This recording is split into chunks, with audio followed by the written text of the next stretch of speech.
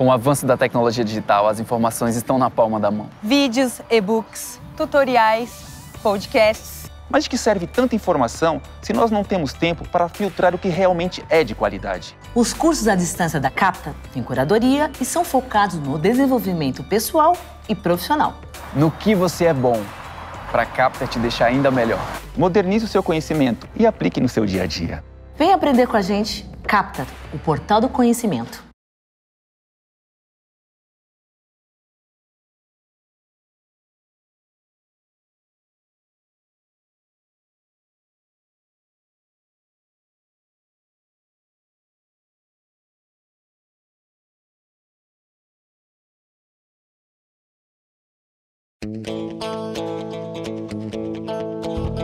Começa agora o programa Hora e a Vez da Pequena Empresa, sempre levando para você muitas informações e atrações. Confira. O professor Edmundo Medeiros analisando a recente decisão do Supremo Tribunal Federal que permite a cobrança de diferencial de alíquota do ICMS das empresas optantes pelo Simples Nacional. O auditor e perito contador Vitor Stanquevicius abordando vários aspectos importantes do Simples Nacional. O advogado Marcos Bernardini comentando sobre cobranças abusivas e indevidas aos consumidores. E nesta semana, o presidente do Simples, Joseph Cury, recebe o ex-governador do estado de São Paulo, Dr. Geraldo Alckmin. Fique conosco!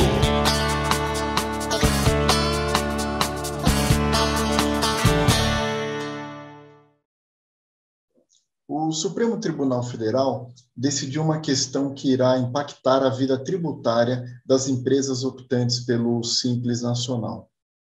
Referida decisão diz respeito à obrigatoriedade de empresas optantes pelo Simples Nacional recolherem o DIFAL-ICMS, ou o diferencial de alíquota do ICMS. O DIFAL incide nas operações interestaduais de venda de mercadorias destinadas a consumidor final. Corresponde à diferença entre a alíquota interestadual e a alíquota interna do destino. Por exemplo, se uma empresa X, situada em Minas Gerais, realiza a venda de mercadoria para a empresa Y, situada em São Paulo, deverá aplicar uma alíquota interestadual de 12% a esta operação. Supondo que a empresa paulista Y esteja realizando a aquisição para consumo próprio, o DIFAL-ICMS será devido e corresponderá a 6%, que é a diferença entre a alíquota interna de São Paulo, que é 18%, e a interestadual aplicada nesta operação, que é 12%. O pagamento do DIFAL, neste caso, será responsabilidade da vendedora X se a compradora Y não for contribuinte do ICMS, se for, por exemplo, uma escola. E, por outro lado, será responsabilidade da compradora Y se esta for contribuinte do ICMS, por exemplo, um comércio. Na medida em que a empresa optante pelo Simples Nacional pode figurar em qualquer ponta desta operação, temos duas situações que devem ser consideradas à luz do entendimento do STF. Primeira situação. A empresa do Simples Nacional é contribuinte do ICMS e destinatária da mercadoria de outro estado na condição de consumidora final. Portanto, é a empresa que comprou a mercadoria. Neste caso, esta empresa do Simples deverá realizar o recolhimento do DIFAL, uma vez que é destinatária de mercadoria adquirida para consumo próprio, e ela, a empresa do Simples, é contribuinte do ICMS. A segunda situação diz respeito a uma empresa do Simples que é a fornecedora da mercadoria em operação interestadual para não contribuinte do ICMS, não contribuinte do imposto. Neste caso, não há, por hora, obrigação de recolhimento do DIFAL, mas isso mudará quando o governo federal, quando a União, editar uma lei complementar que defina essa obrigatoriedade, o que deve ocorrer, muito provavelmente, até janeiro do próximo ano. Então, vejam que essas duas situações, né, são a conclusão dessa discussão, deste debate, a partir de recentes manifestações do Supremo Tribunal Federal. E, infelizmente, irão onerar ainda mais a carga tributária das empresas que são optantes pelo regime simplificado de tributação.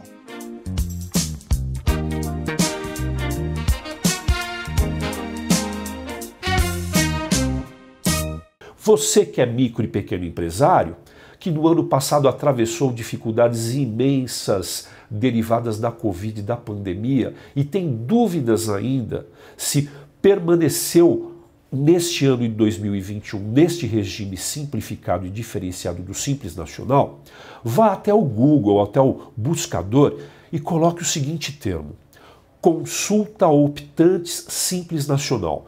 Você vai ser dirigido para uma página e ao inserir, ao apor o CNPJ da sua empresa, você saberá de pronto se a sua empresa, e tomara que o seja, se a sua empresa ainda integra o regime do Simples Nacional neste ano de 2021.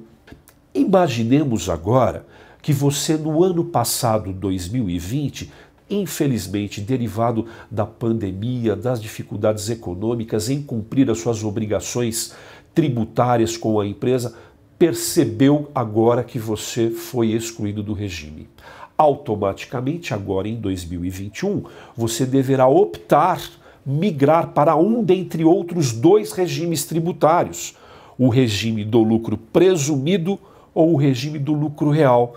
São outras sistemáticas muito mais complexas do que o do Simples Nacional, para você compreender a forma de cálculo desses tributos. Verifique com o seu contador se você efetivamente foi excluído no ano de 2020 do regime do Simples Nacional e verifique com ele qual dentre estes outros dois regimes, lucro presumido ou lucro real, é o mais viável para a sua empresa em 2021 e, à medida do possível, também com a assessoria do seu contador, verifique a possibilidade de retornar em 2022 ao regime do Simples Nacional, se vantajoso for. No final deste ano de 2021, o seu contador poderá demonstrar para você qual dentre os três regimes será o mais vantajoso para 2022, ou seja, Simples Nacional, lucro presumido ou lucro real para 2022. Espero tê-los ajudado, um grande abraço e até a próxima oportunidade.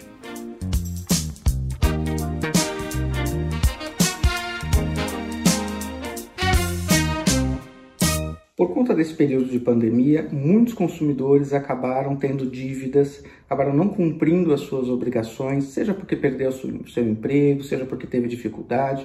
O que nós temos, na verdade, é muito consumidor endividado. Ainda assim, o consumidor ele não pode ser cobrado de forma abusiva, de forma agressiva. Mas por conta dessa situação que nós estamos vivendo, o melhor, antes de fazer algum tipo de cobrança, seja ela qual for, é tentar conversar com o consumidor e tentar resolver essa situação por meio de um acordo, seja dando um desconto, parcelando, ou seja, vendo a melhor forma para todos. Ainda assim, se não consegue, as partes chegarem a determinado acordo, o comerciante ele tem direito de fazer essa cobrança. Porém, essa cobrança para com o consumidor, ela não pode ser abusiva. E o que é isso? É insistente, inapropriada, expondo o consumidor a alguma situação vexatória. Ou seja, na melhor das hipóteses, converse com o consumidor, tente resolver por meio de um acordo que vai ser melhor para todo mundo.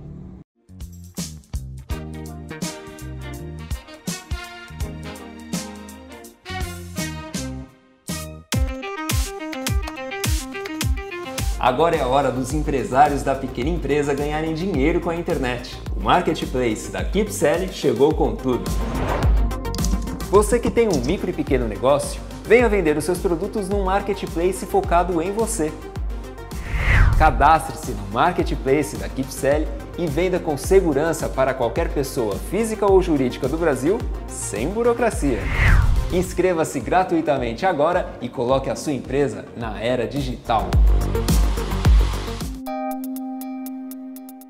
Entrevista da semana. O nosso convidado de hoje é um médico, ex-governador do estado de São Paulo, Dr. Geraldo Alckmin. É um prazer tê-lo conosco. A alegria é toda minha, José Cury, estar com você, estar com todos vocês participando aqui do seu programa. Muito obrigado. E externar a nossa gratidão por ter aceito o convite, um homem com a experiência acumulada que poucos têm no país, ter sentado na cadeira como governador do estado de São Paulo. E nós vamos explorar esse conhecimento acumulado com a nossa primeira pergunta. O quadro do Brasil hoje, qual a sua avaliação? Nós temos uma questão deste momento, que é a pandemia no mundo todo, e é um fato importante a gente ter consciência de que essas coisas se repetem.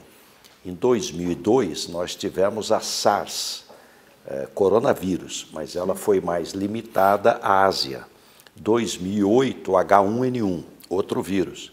2012, a MERS, coronavírus, mas mais limitada ao Oriente Médio. 2015, Ebola, mas mais limitada à África.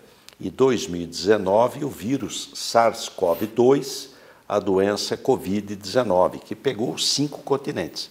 Então, nós temos um problema da pandemia, mas temos também um problema de competitividade, que vem já de algumas décadas que o Brasil precisa enfrentar. Sem dúvida.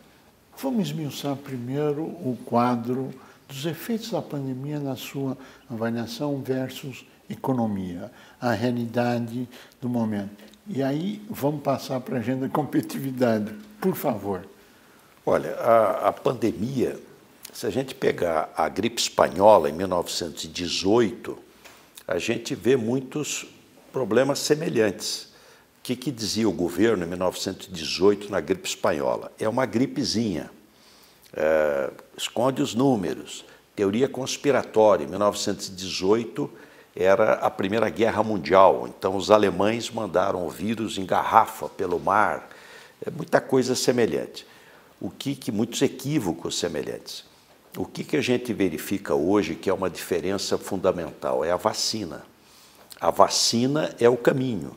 É a única solução. Eu diria que é a solução mais definitiva. Isso. É a vacina. Aliás, 3 coisas, José Cury, mudaram o mundo. A gente dobrou a expectativa de vida, uma boa notícia. A gente vivia 45 anos, hoje vive quase 80. O que fez? Água de qualidade, olha isso aqui, água tratada, água de qualidade, antibiótico, que as pessoas morriam de moléstia infecciosa, tuberculose, tétano, e vacina. Isso mudou o mundo. Então, a vacina é fundamental e o Brasil precisa ter tecnologia para poder produzir as suas próprias vacinas. Vejo como uma importante e boa instituição. Instituto Butantan, este ano, completa 120 anos. Fantástico. 1901, seu primeiro diretor, o Vital Brasil. E a Fundação Oswaldo Cruz, a Fiocruz, no Rio de Janeiro. Então, eu diria que a vacina é o caminho, o atendimento aos pacientes, UTI, respiradores, rede de atendimento hospitalar é fundamental e o auxílio emergencial, socorrer quem está passando privação e socorrer as empresas, para não morrerem, porque é elas que seguram o emprego. Esse é o caminho que vejo. Se nós evoluirmos nesse cenário e concordamos em gênero, número e grau com a necessidade de sobrevivência das empresas, a agenda de competitividade, na sua avaliação? Olha, José Cury, eu, quando fui candidato ao presidente da República, em 18, eu trouxe o Pércio Arida, que foi um dos pais do Plano Real, e nós fizemos uma agenda de competitividade. O Brasil ficou caro, o Brasil ficou muito caro. O Brasil, da década de 30 até a década de 80, foi o país que mais cresceu no mundo. Durante 50 anos, nós crescemos 5% ao ano.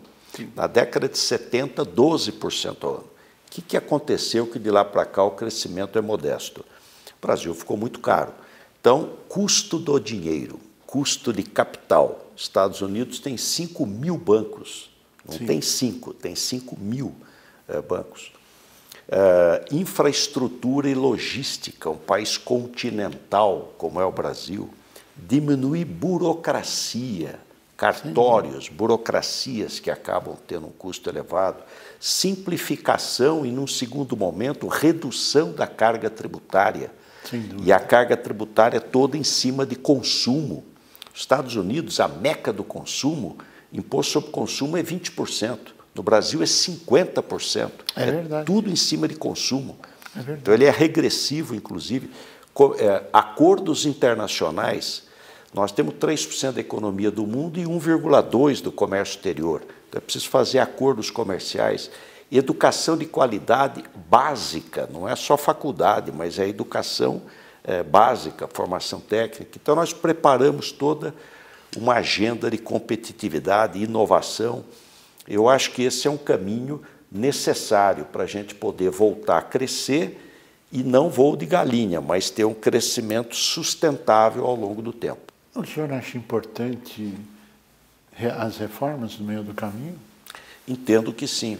Reforma administrativa, para poder o custo do Estado brasileiro, o povo trabalha janeiro, fevereiro, março, abril, maio para sustentar governo. Então, e tem muitos privilégios corporativos, é preciso fazê-la para ter governo eficiente. O Estado é importante, ele é indutor do desenvolvimento, não é vender tudo, não. Veja a importância do Instituto Butantan, de instituições públicas boas, né, que o Brasil precisa ter. Reforma tributária, simplificar o nosso modelo tributário, o custo de pagar dinheiro é muito alto. E reforma política, porque você precisa ter um ambiente político estimulador de investimento. Investimento é resultado da confiança. Claro. Então é importante ter um ambiente político também que estimule investimento. O ambiente político, que reforma que o senhor acha importante? Como um todo, um conceito geral, não minúcias assim. Então, eu faria duas, José Cury. Uma, voto distrital, ou distrital misto. Porque esse voto proporcional só tem aqui. No mundo inteiro, ou é distrital, ou é lista partidária, nos países parlamentaristas. Agora, hoje o voto proporcional, você imagine São Paulo, 645 municípios. Um candidato a deputado, ele pode ser votado nos 645 municípios. Sim. Então, estimula o corporativismo. Sim. Você tem que estar numa corporação que percorra todo o Estado. Então, você não vai ter o representante do cidadão, você vai ter o representante de corporação. Estimula muito o voto corporativo. Eu fui eleito 3 vezes deputado pela minha região. Eu era eleito pelo trabalhador, profissional liberal, empresário, pequeno, grande, católico, evangélico, espírita, agnóstico. Você é um corte da sociedade. O voto distrital, a campanha é barata, porque você faz ali num conjunto menor de cidades. Sim, claro. E o vizinho fiscaliza. Ele sabe o seu padrão de vida, sabe como é que é, ele participa do mandato. Então, eu sou um fã do voto distrital ou distrital misto. E cláusula de barreira. Nós não temos 35 ideologias. Não existe 35 ideologias, tem 35 cartórios. Sim. Esses partidos políticos, cada um é dono de um. Então, enfraqueceu os partidos políticos, enfraqueceu muito. Eu diria que 2 coisas acho importante. Cláusula de barreira, ter menos partidos, mais programáticos, acabar com esse fundo partidário. E, de outro lado, voto distrital misto. Dentro do quadro geral do país hoje, o homem, com a experiência geral do Alckmin, vê a possibilidade de uma crise institucional no Brasil? Olha, talvez eu esteja sendo otimista, mas acho que não tem crise.